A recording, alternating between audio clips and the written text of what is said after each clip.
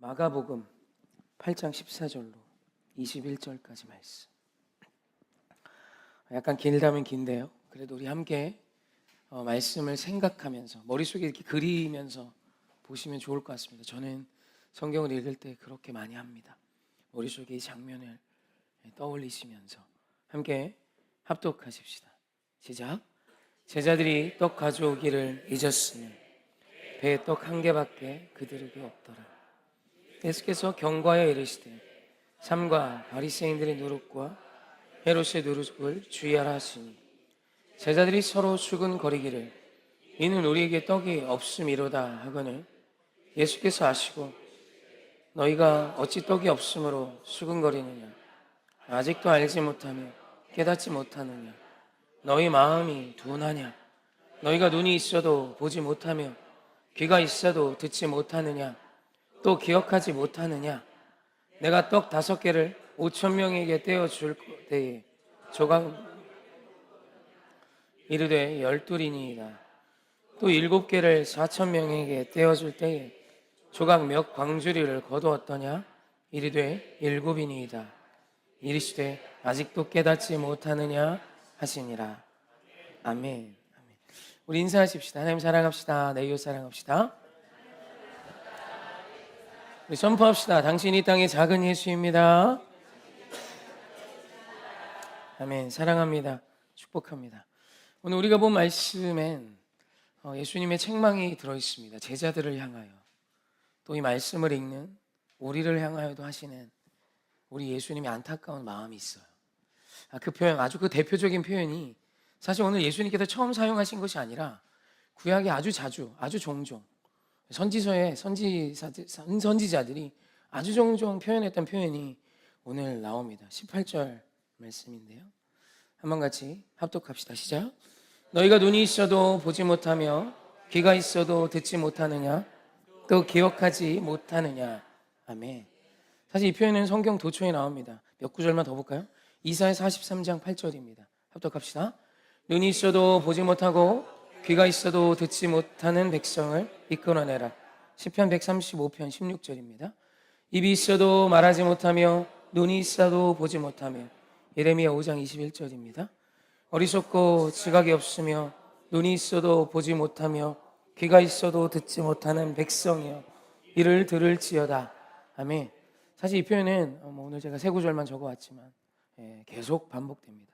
사실 정확히 눈이 있어도 귀가 있어도 보지도 듣지도 못하는 너희여 라는 표현과 비슷한 표현까지 더한다면 그 표현은 실로 수를 헤아리기 어려울 만큼 굉장히 많이 성경 안에 있어요. 하나님의 답답함입니다. 예수님의 답답함. 사실 오늘 이 말씀을 하시기 전까지 예수님과 제자들은 꽤 좋았었어요. 왜냐하면 예수님이 칠병이어의 기적을 행하시고 수많은 사람들 앞에 스스로가 메시아이심을 명확하게 보여주셨어요. 너희들의 영육의 줄임배를 채우실 분, 오늘 우리를 충만케 하실 분, 배고픈 그들을 채우시고 먹이시고 7광주리를 남기시고 12광주리를 남기시는 충만하신 우리 하나님, 그 하나님을 사람들 앞에 보이신 사건이에요. 얼마나 좋아요? 그리고 이제 배를 타고 달마누다 지역으로 왔다가 거기서 또 배를 타고 다시 벳세다로 건너가는 과정 중에 제자들이 무언가 하나를 발견합니다. 그게 무엇이냐면 떡이 없어. 그러니까 먹을 걸 안 챙겨온 것을 깨달은 거예요. 사실 예수님과 함께 동행하는 여정은 끼니를 때울 일이 당연히 있었겠죠. 그래서 늘 제자들은 예수님과 함께 자신들이 먹을 도시락을 준비해 갖고 다녔습니다.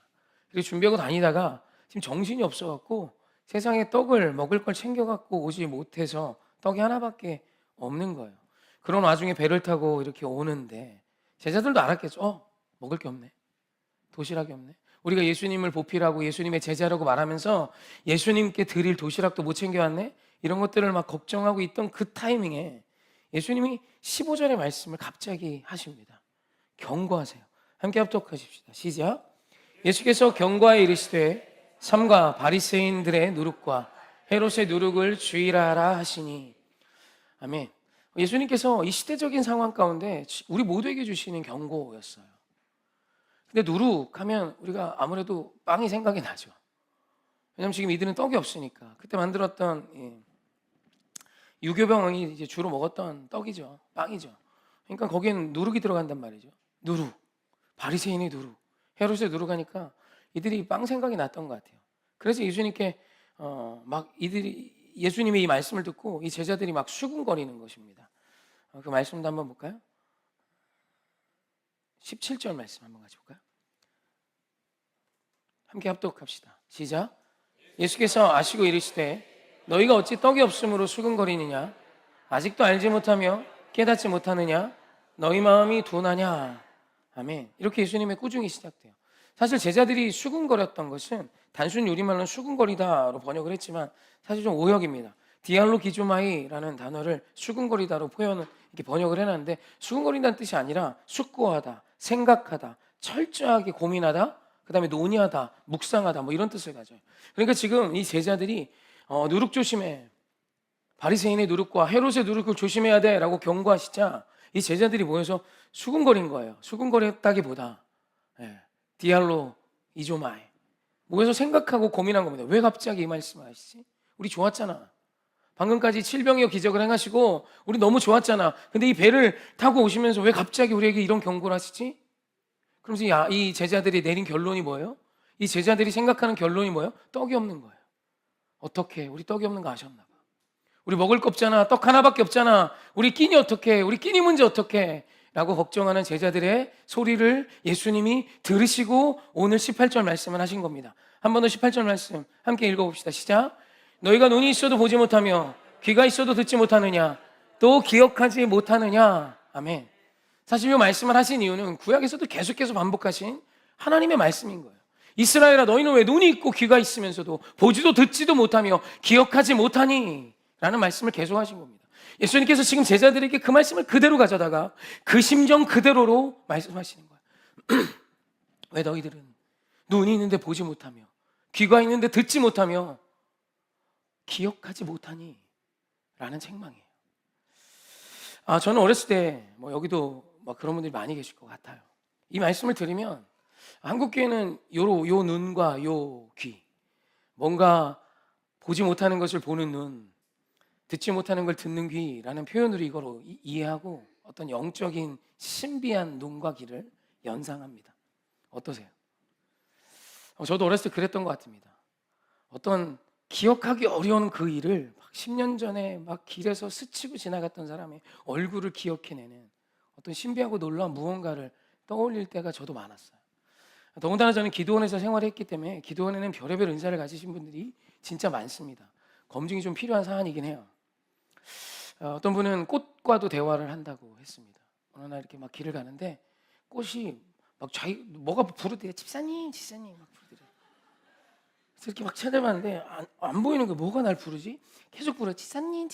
그래서 보니까 이 꽃이 돌에 깔려 있더래요. 이렇게. 그리고 설마 꽃이. 그러면서 이렇게 들춰봤대요. 이렇게 돌을 들쳐서. 그랬더니 꽃이 집사님 고마워요 그러더래요. 저는 그 얘기를 듣고 너무 소름이 돋았어요. 이 교회가 미쳐가는구나. 근데 여러분 그런 일이 있을 수 있습니다.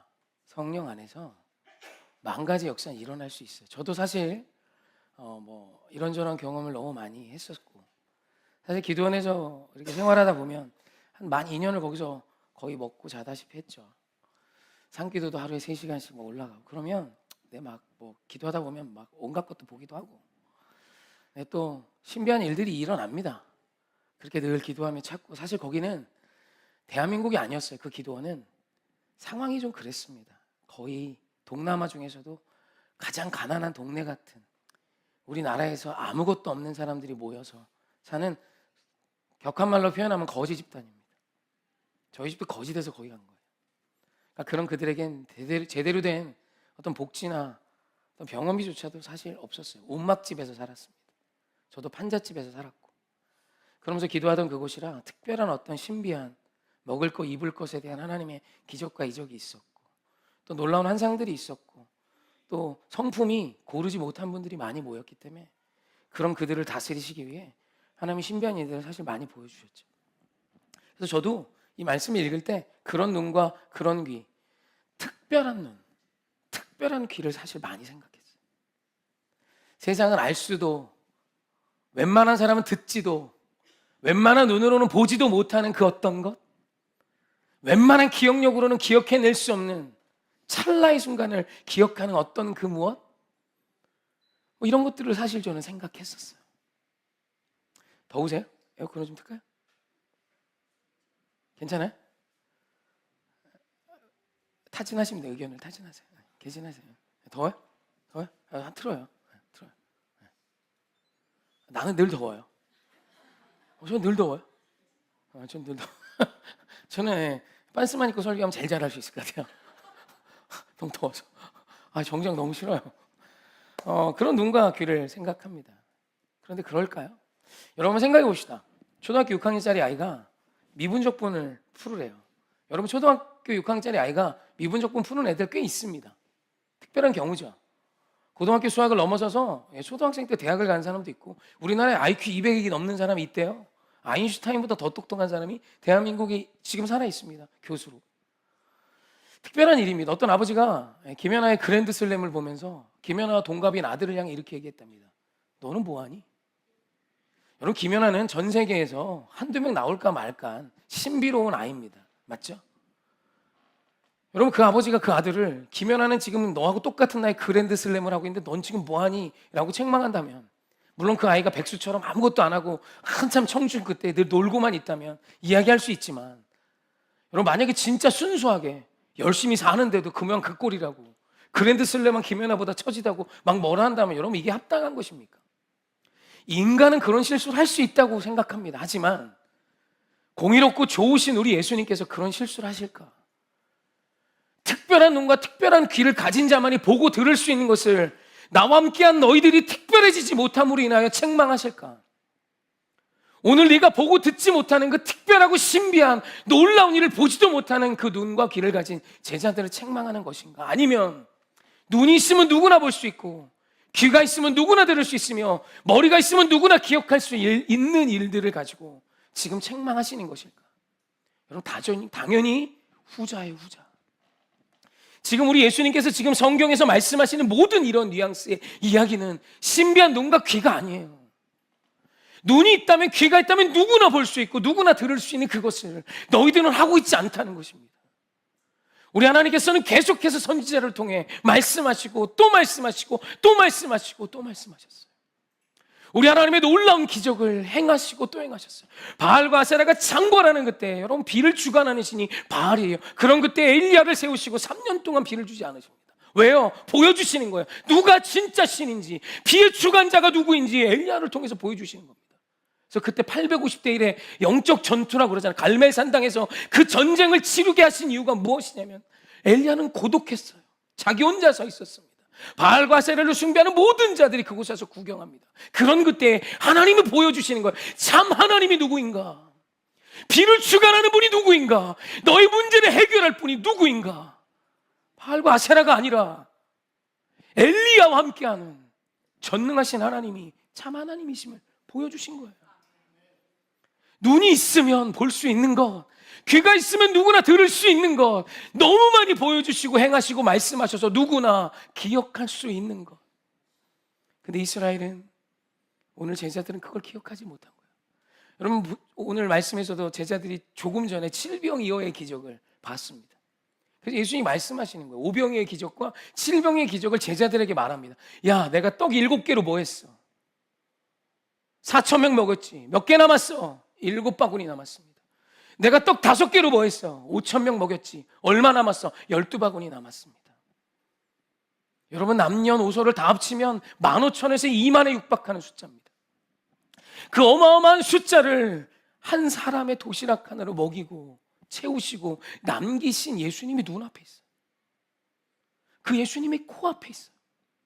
그 예수님이 지금 그들에게 계속 말씀하고 계세요. 그런데 이들의 두 눈에 떡 하나밖에 없는 게 보입니다. 그래서 주님이 행했던 기적도, 주님이 약속하셨던 말씀도, 주님이 보여주셨던 모든 것도 아무것도 들리지도 보이지도 기억나지도 않는 거예요. 오로지 떡뿐이에요. 그런 제자에게 말씀하시는 거예요. 얘야, 얘들아, 왜 또 떡 갖고 염려해? 내가 5개 떡덩이로 4천을 먹이고 7강줄이 남긴 거 방금 봤잖아. 내가 5개 떡덩이로 5천을 먹이고 12바구니 남긴 거 너희들 봤잖아. 들었잖아. 내가 오늘도 너희에게 약속하잖아. 바리새인의 누룩과 헤롯의 누룩은 세상의 영향력을 말하시는 거예요. 누룩은, 여러분, 성경에서 누룩은 영향력으로 해석하면 거의 문제 없습니다. 그래서 예수님께서 천국을 비유하실 때 천국을 누룩에 비유하세요. 누룩은 보통 성경에서 대부분 부정적인 무언가로 묘사가 되지만 천국의 힘으로도 묘사가 됩니다. 천국은, 하나님의 나라는 가루 서말을 전부 부풀게 한 누룩과 같대요. 영향력입니다. 오늘 성도 여러분이 거룩으로 살아가면 이 거룩이 아무것도 아니고 초라해 보이지만, 세상은 가루 서말과 같이 너무너무 크고 위대해 보이지만, 그 거룩한 한 스푼이 가루 서말을 전부 부풀게 할 힘을 가졌어. 이게 거룩이며 이게 하나님 나라의 힘이지를 말씀하시는 거예요. 바리새인의 누룩과 헤롯의 누룩이라는 것도 마찬가지예요. 세상의 사고가 있습니다. 겉과 속이 다른 그것이 이익이 되고 사람의 셈이 능이 되는 세상의 가치가 있어요. 그런 누룩을 조심해야 돼. 아무것도 아닌 것 같은 세상의 가치 한 스푼이 너의 삶에 침범하기 시작하면 그것이 너의 인생을 무너뜨리는 거야 라는 예수님의 말씀이에요. 시대적인 말씀이며 오늘 우리에게 선포하시는, 세상을 향하여 오늘 우리가 가져야 되는 마음을 말씀하시는데, 제자들은 뭐라고 얘기해요? 떡이 없어서 우리를 혼낸대요.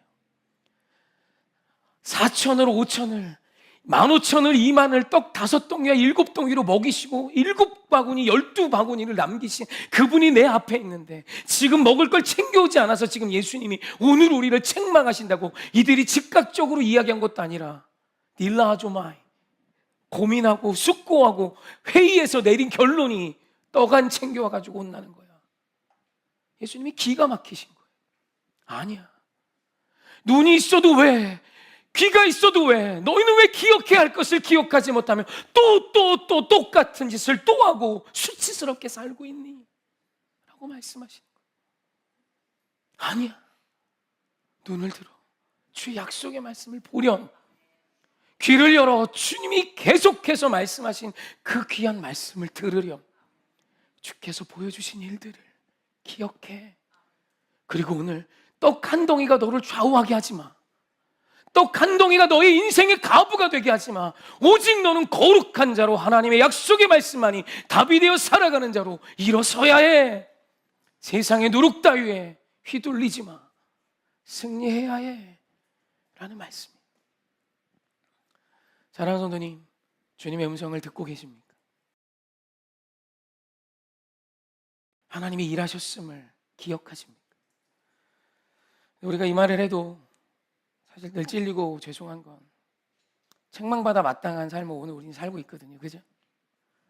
또 그죠? 까먹고 또 못 듣고 또 쓸데없는 것만 기억하죠. 10년 전에 우리 남편이 그랬지,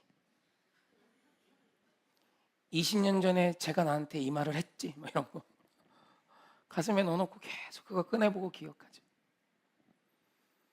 여러분, 이런 우리에게 우리 예수님이 도전하시는 거예요. 그럼 왜 우리는 주의 음성과 주의 말씀이, 주님을 보지 못하며, 우리가 귀가 있고 눈이 있는데 그분의 음성을 듣지 못하며 그분을 기억하지 못할까? 그 이유는 뭐 간단하죠. 저희 집에 아들 셋이 있습니다. 아들 셋 키우는 집은 엄마 목소리가 엄청 커진답니다. 그래서 저희 아내는 우레의 딸이에요. 우레의 딸입니다. 제가 전쟁 소리보다 저희 아내 목소리가 더 클 것 같아요. 아이들은 아내가 부릅니다. 밥 먹어야지, 밥 먹어야지. 100% 못 듣습니다. 일단 야 해야 돼요. 야! 밥 먹어야지 이런 설득 아닙니다. 명령형으로 해요. 밥 먹어! 그럼 셋 중 하나가 힐끗 쳐다봅니다. 그러나 여전히 세 아이는 자기들끼리 게임을 하거나 TV를 보거나 놀고 있죠. 못 들어요. 못 들어요. 그럼 이제 아내의 분노 게이지가 계속 올라옵니다. 그러다가 여기를 탁 건드리면 이제 무슨 일이 일어나냐면, 나 너무 놀래갖고, 야, 밥 먹어! 그러다 죽고 싶어! 그럼 아이들이 죽을까봐 와서 먹어요. 아내가 그 정도 지경에 도달하려면 밥 먹으라고 몇 번을 얘기했을까요? 2,500만 번쯤 얘기했습니다. 안 들려요. 안 들립니다. 왜죠? 그 아이의 마음이 엄마를 향해 1도 할애하고 있지 않기 때문에, 어머니에게 1도 할애하고 있지 않아요. 그래서 그래요. 제가 이거 군복 얘기를 예전에도 한 번 한 것 같은데, 저 때는 군복에 칼주름을 잡았습니다. 잡았죠? 네. 잡았죠? 끄덕끄덕 칼주름을 잡았습니다. 이 주름은 얼마나 이게 되게 어려워요. 그냥 이렇게 전투복인데 거기에 이렇게 규격에 맞춰서 착착착착 줄을 다리미로 잡는 거야. 세탁소 오픈해야 됩니다. 다 기가 막히게 다림질하는 사람들이 부대마다 하나씩 있어요. 그럼 이제 신병이 오면 못 다리잖아요. 이 바지를 막 다려서 첫 휴가를 내보내는 게 나름 군대의 그냥 아름다운 선후임의 문화였어요. 근데 이제 취미생활로 다리미질 하던 선임이 하나 있었습니다. 얼마나 다리미질을 열심히 하는지 틈만 나면 이거 합니다.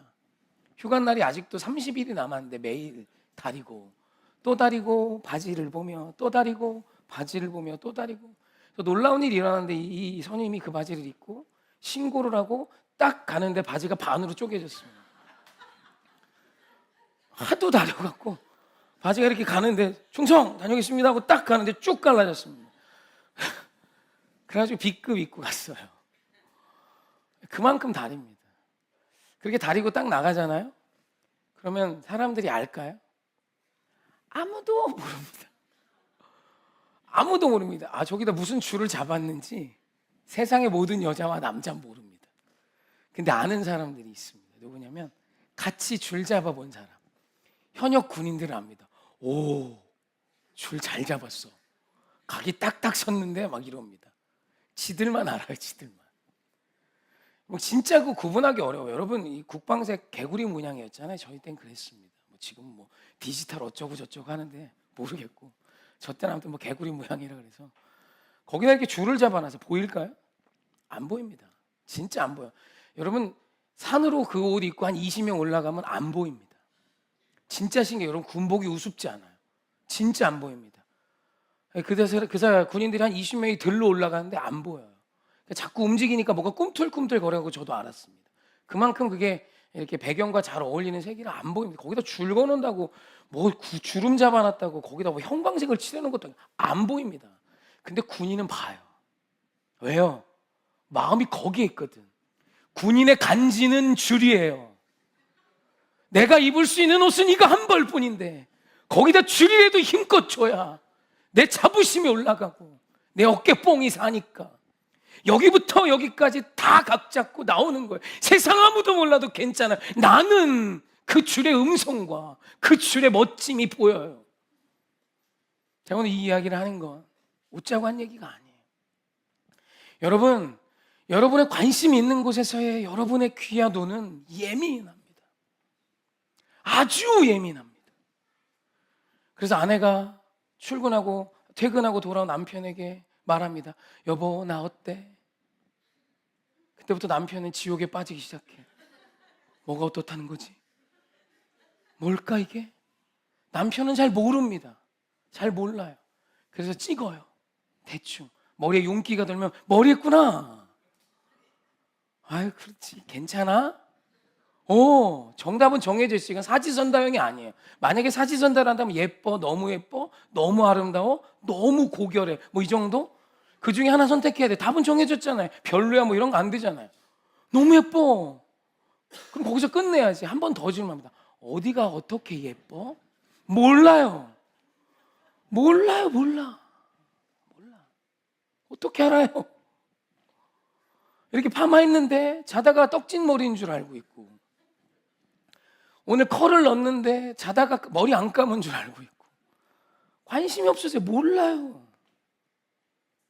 근데 몇 달 만에 언니를 만납니다.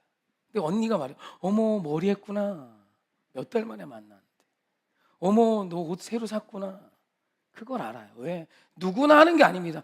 그것에 관심이 있는 거예요. 머리에 관심이 있고 패션에 관심이 있고 여자 아이템에 관심이 있는 사람이 그게 보이는 거예요. 여자들도 거기에 관심 없으면 전혀 안 보입니다. 전혀. 여러분 우리의 눈과 귀는요 정말 민감해요. 어디에? 내 마음이 있는 곳에.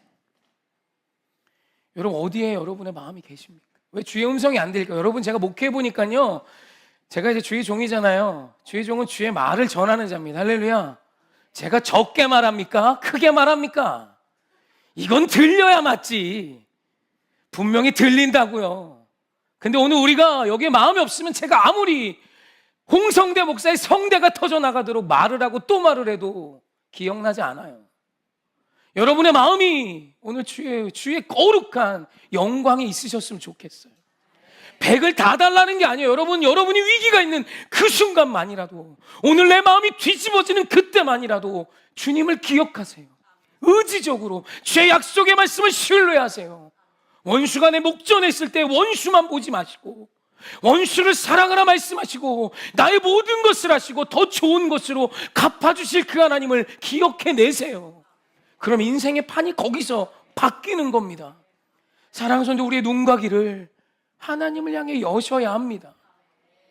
목회하며 늘 마음 아픈 것은 우리 주님의 거룩한 말씀이 주일 예배 끝나면 기억나지 않는다는 거예요. 관심이 없어. 여러분 제가 여러분에게 하는 설교가 복잡하지 않죠. 저 진짜 싫어하는 설교가 첫째, 둘째, 셋째 이런 겁니다. 제가 들어보니까 첫째, 둘째, 셋째 하면 아무것도 기억 안 나. 제가 그렇더라고요. 그래서 하나 얘기합니다. 하나. 하나님께 관심 좀 가지세요. 오늘 그거 하나예요. 오늘 여러분이 위기가 일어나는 그때라도 정신 차리고 반사적으로, 조건 반사 아시죠? 무조건 반사. 그냥 무릎 치면 이렇게 날아가듯이 그냥 뭐 원수를 보는 순간 하나님이 떠올르셔야 돼요. 오 주여. 저희 어머니가 그래서 늘 하셨던 고백이 오 주여였어요. 나 그거 너무 싫었습니다. 제가 뭘 실수해도 오 주여, 시험을 못 봐도 오 주여, 아버지가 늦어도 오 주여, 동생이 뭘 잘못해도 오 주여. 그래서 오 주여는 맨날 뭔가 이제 혼내기 전에 어머니가 마음을 진정하는 어떤, 근데 그게 굉장히 효과가 있었어. 사랑선이 오 주여를 찾으세요. 안 되면 이거라도 하세요. 그래서 뭔가 좀 오늘 여러분의 눈과 귀가 주님을 향해 계셔야 합니다. 주님의 음성은 작지 않아요. 이 부족한 종을 향해서 주신 은혜도 목청이 터져라 외치게 하고 계세요. 세상을 향해서도 세상의 도시 속의 수많은 자에게 주의 사랑을 전하게 하셔서 10년도 넘죠. 소리치고도 소리쳤어요. 하나님께서 당신을 사랑하십니다. 하나님께서 당신을 창조하셨고 하나님께서 당신을 축복하시고 우리를 위해 예수 그리스도를 보내주셨고 당신은 천하보다 귀한 한 사람입니다. 아무리 외쳐도 듣지 않습니다. 여러분 우리의 귀와 눈을 주를 향해 들으십시오. 오늘 예수님의 의도는 떡이 아니에요. 오늘 여러분 인생에 떡이라는 문제가 반드시 찾아올 겁니다. 도시락 한 끼의 문제일 수도 있지만 그것이 오늘 경제의 문제, 어떤 우리 가정의 위기의 문제, 질병의 문제, 여러 문제가 시작될 때 떡만 보지 마세요. 눈을 들어 주를 보아라. 너의 도움이 어디서 오니? 내게로부터 눈을 들어 일을 이루실 그분을 향해 시선을 드셔야 합니다. 그래 여러분의 결정이 떡이 아니에요. 여러분 떡이 결정권이 되면 거짓말합니다. 사기칩니다. 횡령합니다. 그릇된 선택하게 돼 있어요. 그러나 하나님이 보이면, 그 떡 앞에 자유하면, 내 자녀의 어떤 어려움 앞에 하나님이 보이기 시작하면 멋진 결정할 수 있습니다. 아름다운 하루를 살 수 있는 거예요. 사랑하는 부디 주님이 원하시는 결정과 선포가 여러분의 인생에 시작되기 원합니다. 보이지 않는 곳에서 멋지세요. 보이지 않는 곳에서 멋지세요. 혼자 막 오해하고 혼자 막 이상한 걸로 상상하고 오늘 내게 일어난 이 한 일을 가지고 많은 것들을 어려움을 해석하지 마시고 눈을 들어 주를 보세요. 그 주님이 보이면 여러분 우리의 삶은 세상과 구별되기 시작하는 것입니다. 우리 오늘 그래서 한 가지입니다. 오늘 찬양도 그래서 이 찬양 준비했습니다.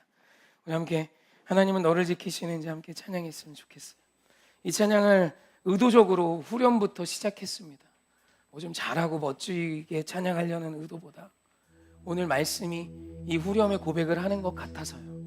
그래서 우리 같이 이 후렴 고백, 우리 후렴 고백 옆에 있는 누구든 오늘 내 문제든 다 내려놓고 이 후렴의 고백을 우리 함께 해보십시다.